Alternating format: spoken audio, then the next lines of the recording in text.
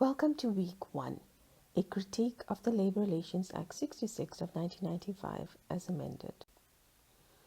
Post-apartheid, South Africa's turbulent industrial relations and experience of wider social protest movements mirror the challenges confronting industrial relations system globally, suggesting how workers' representation could be reconfigured in the future. Traditional trade unions have so far failed to address the agenda of marginalization, inequality, and poverty, which might have enabled them to organize workers currently excluded from union membership. Meanwhile, globalization has been opening up opportunities for new forms of organization and institutional innovation. The outcome will be determined by how key actors in the world of work respond to the marginalized workers of the world. One of the most worrying trends has been the rise in the strike activity since 2006, with a dramatic increase in the levels of violence during protests.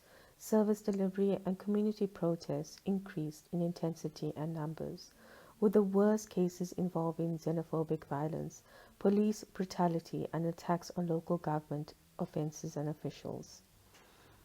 This drawn-out industrial action was characterized by an increase in the number of working days lost and unwillingness to compromise on the part of both employees and employers. There has been a considerable increase in the number of popular protests, both violent and peaceful. Alexandra has argued that South Africa is the protest capital of the world, describing these protests as a rebellion of the poor and linking them to labor-related demands for higher wages, jobs, and improved service delivery. These protests are symptomatic of broader issues. At the most fundamental level, community protests are a natural and probable consequence of systematic institutional problems that exist in the provision of basic services to the most poverty-stricken members of South African society. The institutionalization of industrial conflict is being eroded, and the labor market is fragmenting society along new fault lines. Alongside the decline of traditional unions, new movements are emerging. What is crucial is that even in developed countries, collective labor interests are often articulated outside the scope of normalized conflict. These protests are classic specific bread and butter conflicts in which protesters feel powerless in the face of the international financial institutions and vent their anger in the destruction of property and militant forms of action.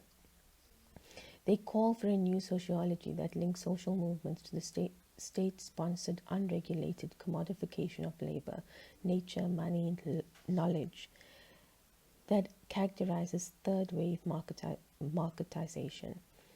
The Labour Relations Act still requires redress of marginalized workers such as unskilled farm workers, foreign workers, illegal immigrants, the effect of COVID-19 pandemic on employment terms and conditions, renegotiating contracts and working from home, and the additional costs that are funded by the employee, to list a few. Reflect and contemplate other areas as well. Globalization is not only a constraint that is eroding the regulatory framework of labor and undermining the standard employment relationship which defined the nature of industrial relations in the second half of the 20th century. It is also an opportunity for new forms of organization and institutional innovation. To achieve this goal, industrial relations will need to construct a very different intellectual agenda. Instead of starting from the employee's needs for cooperation and performance, or from the general problem of getting work done, it begins with the category of injustice. It is the perception of, and the International Labour Review response to injustice that should form the core intellectual agenda for industrial relations. It has been suggested that contemporary world historical processes are disrupting received geographies of core and periphery. relocating southward and, of course, eastward as well. Some of the most innovative and energetic modes of producing value. The the South, these authors argue, is the frontier in the unfolding history of neoliberalism.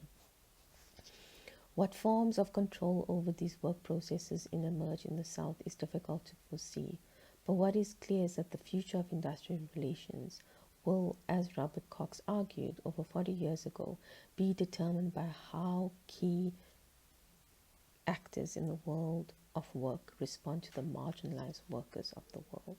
Thank you.